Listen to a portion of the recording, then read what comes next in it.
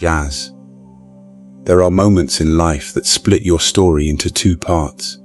The person you were before and the person you become after. For me, that moment happened on an ordinary Friday evening. Gaz. If someone had told me that morning that my entire future would change before midnight, I would have laughed, because I believed I was one of the lucky ones. I believed I had found real love. Gaz. My name is Emily. I was 28 years old, working as a marketing manager in a small company, living in a cozy apartment with the man I thought I would marry. His name was Ryan. For 4 years. Gaz. Ryan had been my best friend, my biggest supporter, or at least that's what I believed. Every morning we drank coffee together. Every evening we planned our future. We talked about buying a house. Gaz. Having children, growing old together. I trusted him more than I trusted anyone else. Looking back now, I realize something painful. Sometimes people don't lie with words. They lie with consistency. Gaz. They build routines that make you feel safe. Then one day they pull the ground from beneath your feet. That Friday started like every other day. Ryan kissed my forehead before leaving for work. Gaz. Don't stay late tonight, he smiled. I have a surprise for you. Those words stayed in my head all day. A surprise. Maybe he had finally bought the ring. Gaz. Maybe tonight would become the happiest night of my life. I couldn't stop smiling. Even my co-workers noticed. You look happier than usual, my friend Lisa laughed. I think tonight might be the night. Gaz. She raised her eyebrows. Finally? I laughed. I hope so. The hours moved painfully slow. By 6 o'clock, I couldn't wait anymore. I left work early and decided to stop by Ryan's favorite bakery. Gaz. He loved chocolate cheesecake. It had become our tradition. Whenever we celebrated something important, we shared cheesecake. I wanted tonight to be perfect. I remember walking through the bakery. Gaz. Humming to myself. Everything felt warm, comfortable, safe. It's strange how quickly safety can disappear. As I walked toward my car, I realized I'd forgotten my wallet at the office. I sighed. Gaz. No problem, I whispered. I'll just go back. That tiny mistake changed everything. When I returned to the office building, most of the lights were already off. Only a few people were still working. Gaz. I grabbed my wallet from my desk. Then my phone buzzed. It was Ryan. I'm working late, he texted. Can we celebrate tomorrow instead? My smile faded. Working late, but he said he had a surprise. Gaz. Something felt off. Just a tiny feeling. Nothing more. Still, I couldn't explain why my stomach suddenly felt heavy. I tried calling him. No answer. It's probably nothing, I told myself. Gaz. Love teaches us to explain away the things we don't want to believe. I drove home alone. The apartment was empty. No surprise, no flowers, no candles, nothing. Gaz. I placed the cheesecake in the refrigerator and sat on the couch. 7 o'clock, 8, 9, still nothing. At 9:30 another message arrived. Sorry, babe. Big client meeting. Again, no call. Gaz. No apology. Just another excuse. I turned on the television, but I wasn't watching. My thoughts kept racing. Ryan had been distant lately. More business trips, more late meetings. Gaz. More time staring at his phone. Every time I asked if something was wrong, he smiled. You worry too much. Maybe he was right. Maybe I was imagining things. At 10 o'clock, Lisa called. Emily. Gaz. Her voice sounded strange. Are you okay, I guess? She hesitated. I don't know if I should tell you this. My heart skipped. What happened? I was having dinner downtown, and I think I saw Ryan. I laughed nervously. He told me he was working. Lisa stayed silent. Lisa. He wasn't alone. The room suddenly felt cold. What do you mean? There was a woman with him. Gaz. I couldn't breathe. No, I'm sorry. Maybe it wasn't him. I wish I could say that. Silence. Then she whispered the words that changed my life. They were holding hands. For a second, Gaz. Everything disappeared. The room, the sound, the air. Nothing made sense. Ryan? Holding another woman's hand? No, impossible. There had to be an explanation. There always is. Isn't there, Jazz? I grabbed my keys before my mind could stop me. The restaurant Lisa mentioned was only 15 minutes away. The drive felt endless. Every traffic light felt personal. Every second felt cruel, Jazz. When I finally arrived, I almost turned around. Maybe I didn't want the truth. Maybe ignorance was kinder. But something inside me pushed the door open. The restaurant was crowded, Jazz. Soft music played in the background. Couples laughed over dinner. Families celebrated birthdays. Everything looked normal. Until I saw him. Ryan smiling, not the smile he gave strangers, Jazz. Not the polite smile he used at work. The smile he used to save for me. Across from him sat a woman with long dark hair. She laughed. He reached across the table, held her hand. Then, Jazz. He kissed her fingers. My heart shattered without making a sound. I stood frozen. Neither of them noticed me. Maybe that hurt the most. I wasn't even part of his world anymore. For several minutes, Jazz, I simply watched the future I believed in disappear. Finally, Ryan looked up. Our eyes met. His face turned completely white. Time stopped. He stood so quickly his chair almost fell. Emily, Jazz. I didn't answer. He walked toward me. This isn't what it looks like. Isn't that funny? Every cheater in every movie says exactly the same thing. What does it look like then? His mouth opened, closed. Jazz. No words came. The woman slowly walked over. She looked confused. Ryan. She looked at me, then back at him. Who is she? The silence answered before Ryan could. Her face changed. She hadn't known. Jazz. I looked at her. I'm Emily. His girlfriend, the woman he lives with. The woman who thought they were building a future together. Her eyes filled with shock. She stepped backward. Jazz. You told me you were single. Ryan's entire world collapsed in one sentence. He had been lying to both of us. Without another word, she grabbed her purse and walked away. Ryan called after her. Jazz. She never looked back. Then he turned to me. Emily, please. I stared at him. For the first time in 4 years, I saw a stranger. People think heartbreak happens in one moment. It doesn't, Jazz. The moment you discover the truth is only the beginning. The real pain comes afterward. It arrives in waves. Every memory suddenly feels fake. Every promise becomes another lie, Jazz. Every I love you starts sounding rehearsed. Ryan followed me outside the restaurant. Please just listen. I stopped walking, not because I wanted answers, Jazz. Because I wanted to hear how someone could destroy 4 years with a few careless choices. He looked desperate. I made a mistake. A mistake, such a small word, Jazz. As if betrayal could be folded into something that's simple. A mistake, I asked quietly. You lied to me for months. He rubbed his face.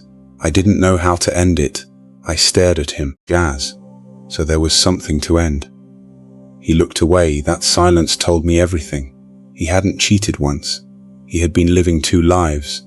I felt something inside me change. Not anger, not yet. Just clarity, Jazz. The kind that hurts more than tears.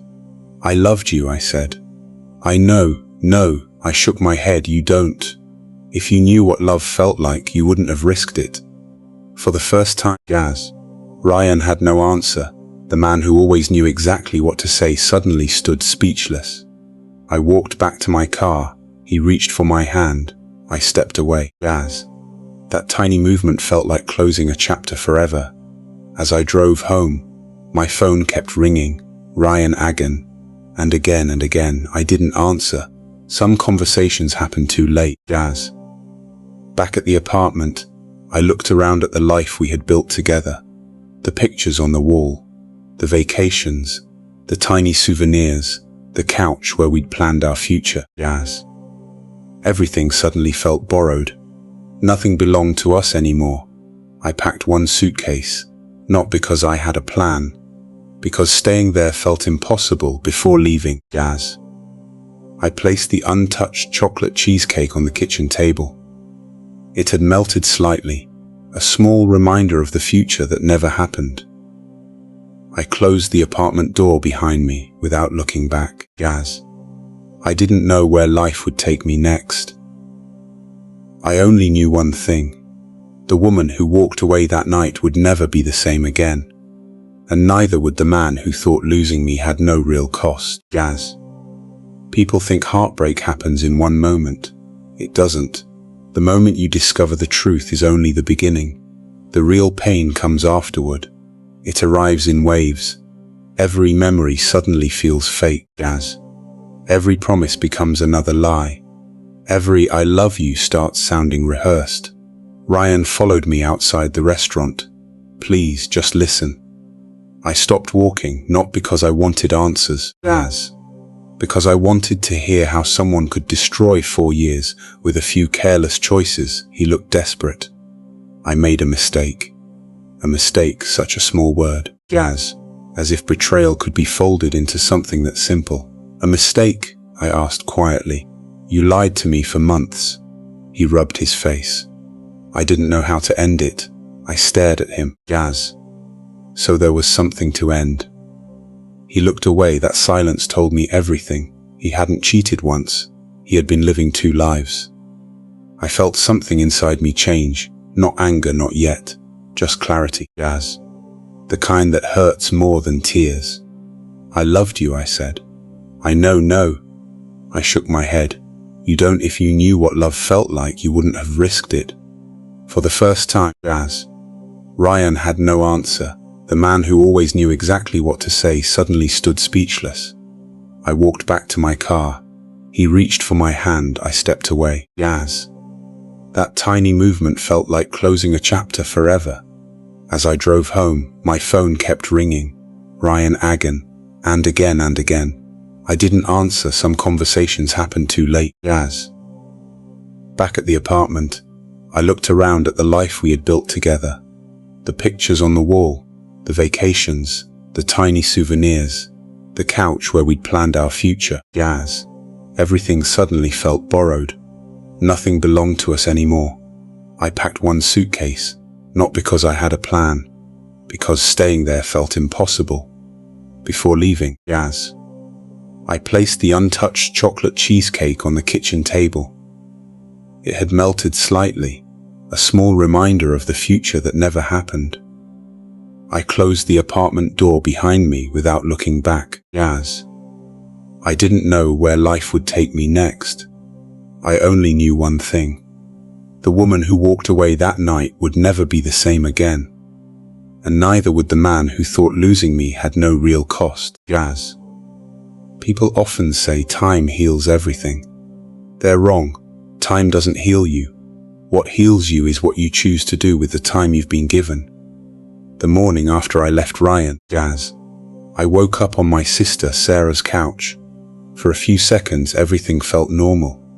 Then I looked around the unfamiliar living room, and reality hit me all over again. I wasn't home, Gaz. I didn't have a home anymore. The memories from the night before came rushing back. The restaurant, the lies, the look on Ryan's face when he realized I had seen everything. I closed my eyes, hoping it had all been a nightmare. It wasn't. Sarah was already awake, making coffee in the kitchen.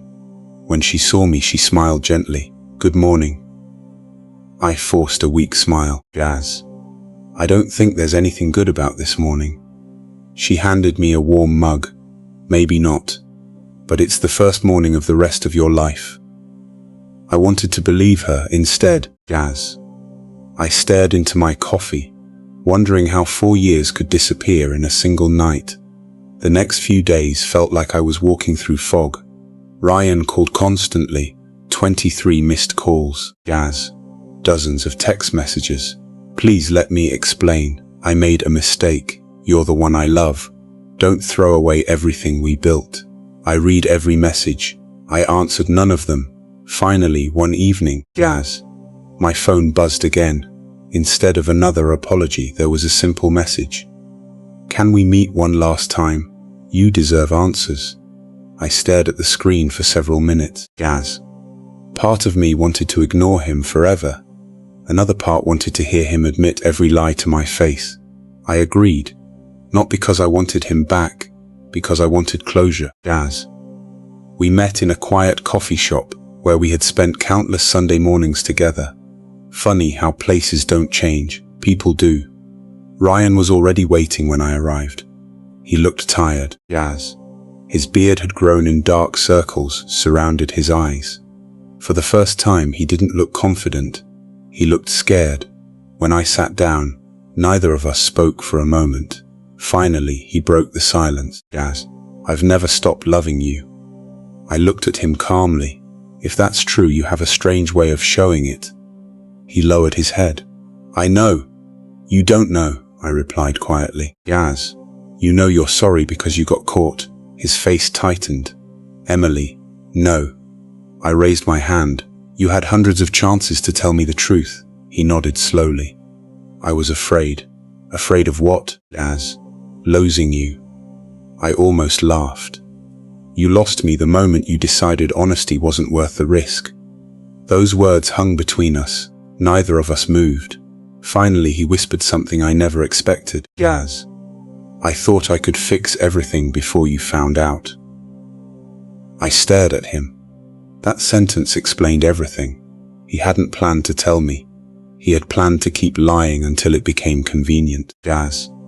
At that moment, every doubt disappeared. There was nothing left to save. When I stood up to leave, Ryan reached into his jacket pocket. I still have the ring. I froze. What? Jazz, I bought it 3 weeks ago. He placed a small velvet box on the table. I was going to propose. For a split second, my heart ached, not because I wanted the ring, Jazz, because it reminded me of the future I had imagined. Ryan pushed the box toward me. It belongs to you. I slowly pushed it back. No, you dreamed about this. I dreamed about marrying an honest man. Jazz. Silence. This ring belongs to someone who doesn't exist. Without another word, I walked away. I didn't look back. This time, I didn't need to. Over the next month, life became painfully quiet. Jazz. I moved into a tiny apartment across town. It wasn't much. The walls were plain. The furniture was second-hand. The kitchen barely had enough room for 2 people. Jazz. But every inch of that apartment belonged to me. For the first time in years, I wasn't building someone else's dream. I was building my own. Still, the nights were hard. Jazz. Sometimes I'd wake up expecting Ryan beside me. Sometimes I'd hear a song we used to love and have to pull my car over because the memories became too heavy. Healing wasn't a straight line. Jazz. Some days I felt strong. Other days I questioned everything. Had I missed the signs? Had everyone else known before I did? Was I simply too trusting? Sarah noticed the questions eating away at me. Jazz. One Saturday afternoon, she invited me for lunch. As we sat on her balcony, she looked at me carefully. Can I tell you something? I nodded. Jazz. You keep acting like Ryan's choices say something about your worth. I frowned. They don't. He cheated because of who he is, not because of who you are, Jazz. Those words stayed with me long after I left. Maybe she was right. Maybe I had spent too much time blaming myself for someone else's decisions. Work became my escape, Jazz. Instead of rushing home every evening, I stayed late. I volunteered for projects no one wanted. I attended every training session the company offered. At first, I was simply trying to stay busy, Jazz. But slowly, something changed. I remembered how much I loved my job. Ideas came naturally. Campaigns performed better. Clients started asking for me by name. One afternoon, Jazz, my manager called me into his office. I've been watching your work. My stomach tightened. Was something wrong? Instead, he smiled. You're ready for more responsibility. He handed me a file. Jazz, we're pitching one of the biggest clients this company has ever had. I want you leading the presentation. I blinked in surprise. Me? You've earned it. As I walked out of his office, Jazz, something I hadn't felt in months returned. Confidence, small, fragile, but real. That evening, instead of going home, I stopped by a bookstore. Not because I needed anything, Jazz. Because I wanted to celebrate myself. For the first time in years, I bought a notebook with a simple blue cover. When I got home, I wrote one sentence on the first page. Jazz. My life does not end because someone failed to value it. I stared at those words for several minutes. Then I turned the page. I made a list, not of things I'd lost, but of things I wanted. Jazz.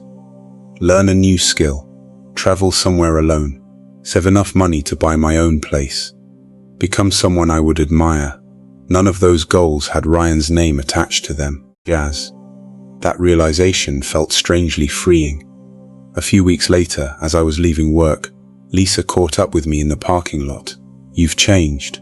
I smiled. Hopefully for the better. You smile differently now. I laughed. I wasn't smiling a few months ago. No, she shook her head. You smiled because someone else made you happy. She paused. Jazz. Now you smile because you're proud of yourself. I hadn't thought about it that way. Maybe she was right. Maybe healing wasn't about forgetting. Jazz.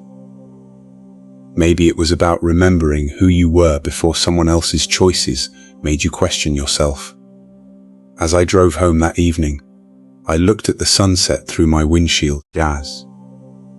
For the first time since everything had fallen apart, I wasn't thinking about Ryan. I was thinking about tomorrow, and somehow, that felt like the greatest victory so far.